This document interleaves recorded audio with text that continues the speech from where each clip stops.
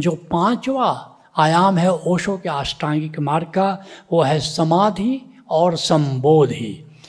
ओशो कहते हैं कि समाधि ध्यान का उत्तरार्ध है, ध्यान का उत्तरार्ध है, अर्थात ध्यान गहरा चला जाए तो समाधि घटित हो जाती है, और ध्यान जब शिखर छूता है तो संबोधि घटित हो जाती है। कि ध्यान जब शिखर छूता है तो तुम कह उठते हो, जान लेते हो कि मैं आत्मा हूँ, मैं देह नहीं, मैं इंद्रियां नहीं, मैं प्राण नहीं, मैं हृदय नहीं, मैं मन नहीं, मैं अस्मिता नहीं, मैं हूँ आत्मा। ध्यान के बिना कोई नहीं जान सकता कि मैं आत्मा हूँ, और यही ज्ञान है। आत्मज्ञान के सिवा कोई ज्ञान नहीं है, और ध्यान के बिना इसको जानने का कोई उपाय नहीं है। तो ये ध्यान है, और ध्यान का उत्तरार्ध जब बिल्कुल, जिसको कह 4 अवस्थाएं हैं।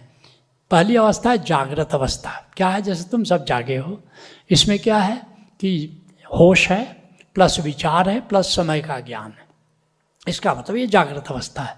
दूसरी अवस्था क्या है? स्वप्न अवस्था, अर्थात होश नहीं है, बेहोशी में हो, लेकिन वहाँ भी विचार चल रहा है, वहाँ भी एक समय है, माना कि इस समय से वो भिन्न है, तो बेहोशी प्लस विचार प्लस समय का ज्ञान, ये स्वप्न अवस्था है।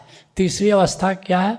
नींद, निद्रावस्था, बेहोशी प्लस निर्विचार प्लस कालातीत, वहाँ समय नहीं है, नींद में समय नहीं है, वहाँ पर कोई विचार भी नहीं है, लेकिन एक बेहोशी है।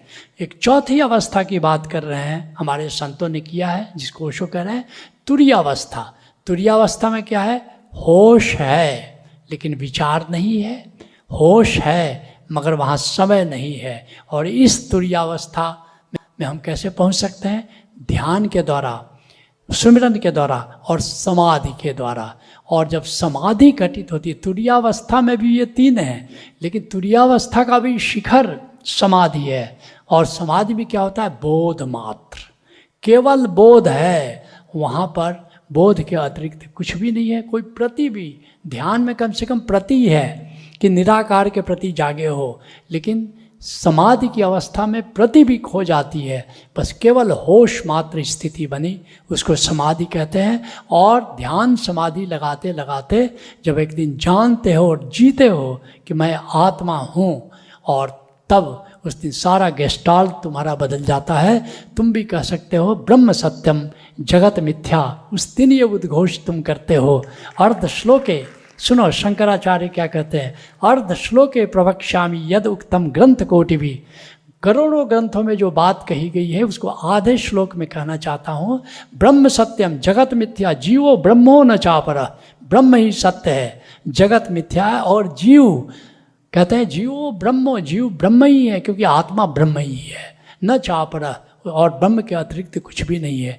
तो ये जो आत्मज्ञान है, ये संबोधि है। इसकी ओशो कहते हैं, unless meditation becomes enlightenment you have simply wasted your time.